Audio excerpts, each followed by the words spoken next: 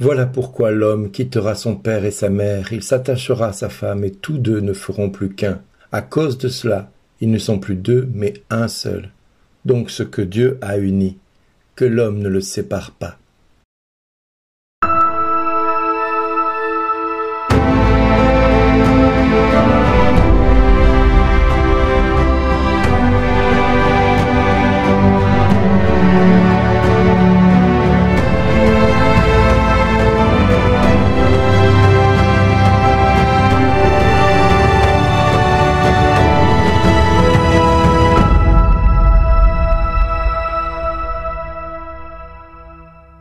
Aujourd'hui, le message vous est adressé par Bernard Dille. Bonjour les amis, déjà pour commencer dans ce texte que nous venons d'entendre de l'évangile de Matthieu, nous avons Jésus qui parle du mariage. Alors mariage est un mariage entre deux êtres de sexe différents. On ne peut parler de mariage que dans ces conditions-là. Pourquoi ? Parce que si l'on reprend l'histoire du mariage, eh bien Dieu a conçu l'homme et la femme pour qu'ils soient à l'image de Dieu, tous les deux réunis, qu'ils soient l'image parfaite de Dieu.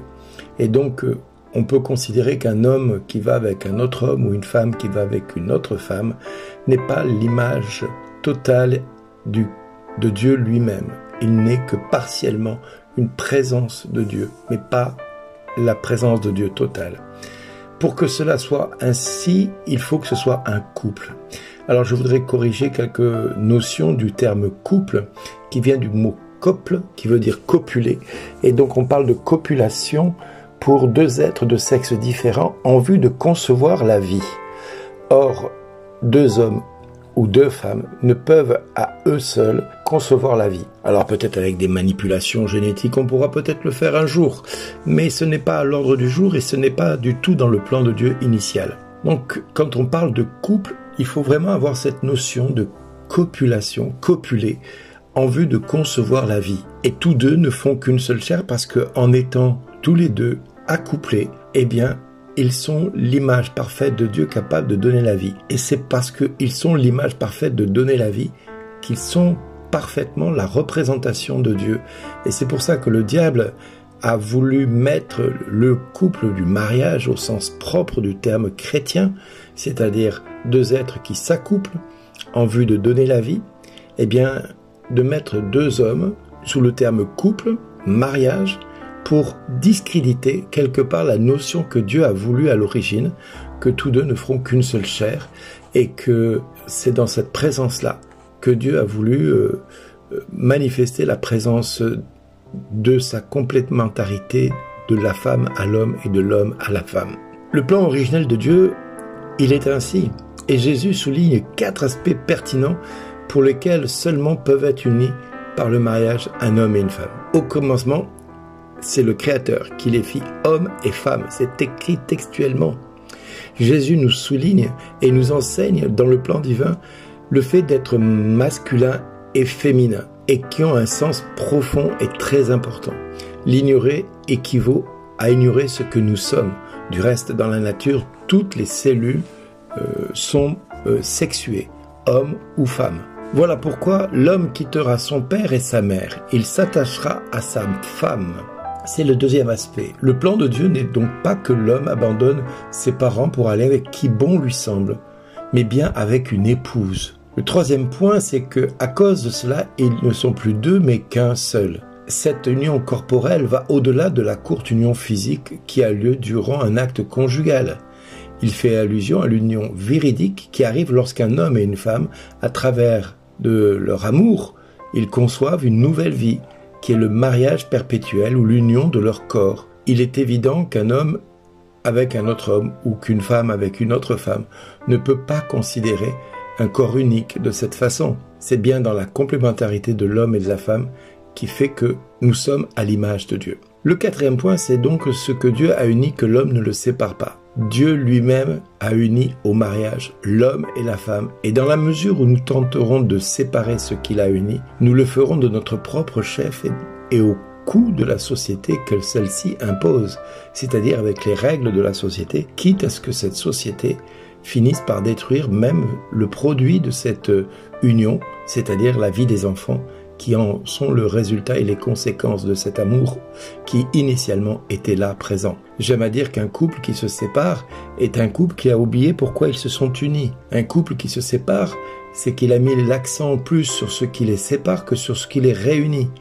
Et c'est pour ça qu'un couple qui se sépare n'oublie pas, quelque part, qu'à un moment donné, ils ont dit oui à l'amour avec l'autre. L'autre qui était complémentaire, qui était l'alter ego, mais pas du tout dans une notion d'égoïsme, mais plutôt de don de soi à l'autre. Et c'est ça le sacrement du mariage, c'est quand nous le disons lors du mariage, le couple dit « je te reçois comme épouse et je me donne à toi, je te reçois comme époux et je me donne à toi ». Eh bien c'est bien dans le don qu'il s'agit là, et non pas dans le fait de prendre. Or, quand nous parlons de couple homosexuel, nous ne parlons pas de couple, nous ne pouvons pas parler de couple parce qu'il s'agit d'abord initialement du terme forniquer et non pas du côté copuler. Ça n'a rien à voir.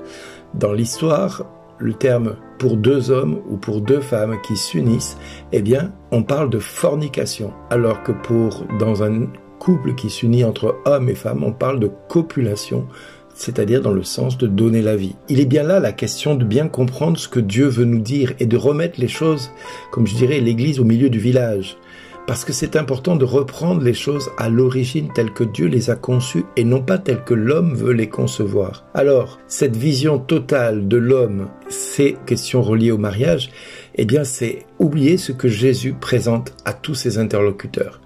C'est dans cette réponse aux pharisiens qu'il nous donne la réponse de ce qu'est le mariage. L'homme s'attachera à sa femme, mais pour cela, il faut qu'il quitte son père et sa mère. Or, dans un couple d'homosexuels, il ne peut s'attacher à son épouse parce qu'il n'y a pas d'épouse. Et l'autre ne peut pas s'attacher à son époux parce qu'il n'y a pas d'époux. Il n'y a que deux êtres qui forniquent. Voilà ce qui est dit de la parole de Dieu, du livre de la Genèse, de la catéchèse, du nouveau catéchisme. Et j'aimerais dire que dans le récit biblique, il apparaît que l'idée de l'homme serait en quelque sorte incomplet de par sa constitution, à la recherche dans l'autre de la partie qui manque à son intégrité, à savoir l'idée que c'est seulement dans la communion avec l'autre sexe qu'il peut devenir complet, d'où le mot couple, parce que c'est la même racine du mot. Donc après Jésus parle de la virginité pour le royaume de Dieu, et nous voyons là aussi une manière de s'unir au Créateur.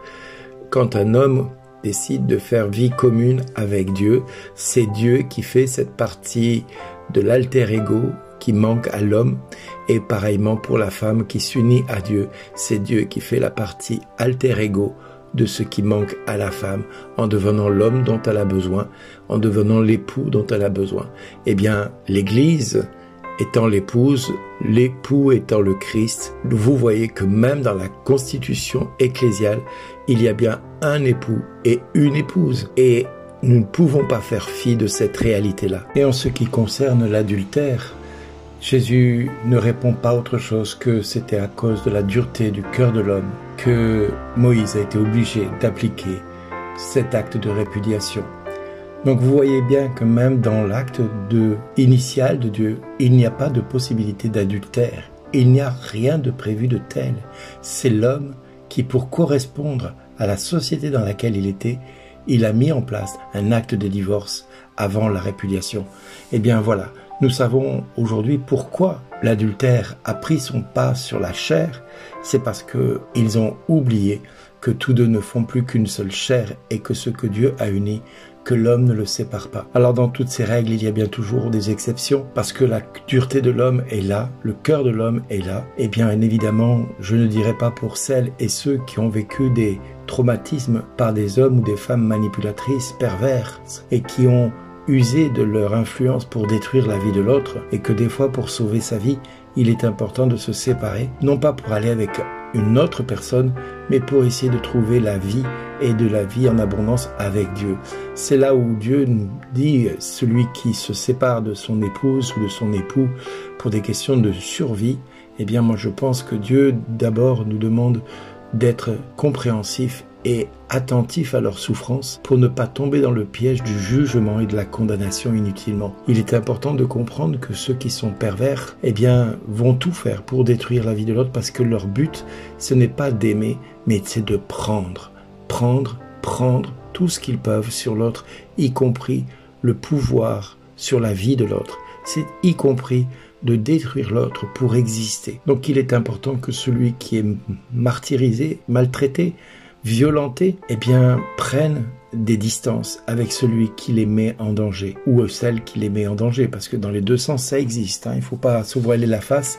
C'est plus souvent l'homme qui maltraite la femme, mais il arrive qu'il y ait des femmes qui maltraitent les hommes, et celles-ci malheureusement il faut s'en écarter avant de faire des ravages dans la vie de l'un ou de l'autre. N'oublions pas que dans le plan de Dieu, c'est l'amour qui doit guider toutes nos décisions. C'est l'amour et non pas le martyr. Le martyr vient parce que nous acceptons par amour ceci ou cela, au nom du Christ. Il est important de comprendre qu'il faut faire la distinction entre martyr et amour. Le martyr, c'est celui qui donne sa vie pour le Christ. L'amour, c'est celui qui donne sa vie pour ceux qui sont à ses côtés, pour qu'ils grandissent en sagesse et en intelligence et en sainteté. C'est ça, l'amour. Malheureusement, beaucoup de couples aujourd'hui vivent le divorce parce que l'Église n'a pas fait son travail, et donc je peux pas non plus incriminer tous les couples qui se sont séparés parce que l'Église malheureusement a fait défaut, et je dois demander pardon à tous ces couples qui ont été brisés à cause du manque de l'Église d'avoir aidé les couples à discerner s'ils étaient faits pour être ensemble ou pas. Alors ne jugeons pas ceux qui se séparent, mais ayons un acte de miséricorde à leur égard, non pas dans l'indulgence ni la tolérance, mais dans l'amour. Alors mes amis, comme vous le voyez, le mariage n'est pas une chose facile, que ce soit à travers la vie de couple, homme-femme, mais également à travers les problèmes d'adultère, de divorce, de mariage et remariage, mais également tout ce qui est à caractère perversion, que ce soit l'homosexualité. Et pour tous ceux qui vous disent que le couple c'est un homme et une femme et un couple de personnes transgenres ou je ne sais quoi, vous pouvez leur répondre par cet enseignement, par ce témoignage, que la parole de Dieu, on ne s'en moque pas. On ne se moque pas de Dieu. On ne fait pas ce que l'on veut avec la parole de Dieu. Elle était là bien avant l'homme, elle sera là encore après l'homme, et quoi que l'on dise, il demeure une certitude, c'est que les paroles du Christ ne passeront jamais. Nos vies passeront, mais pas celles du Christ. Amen. Merci d'exister.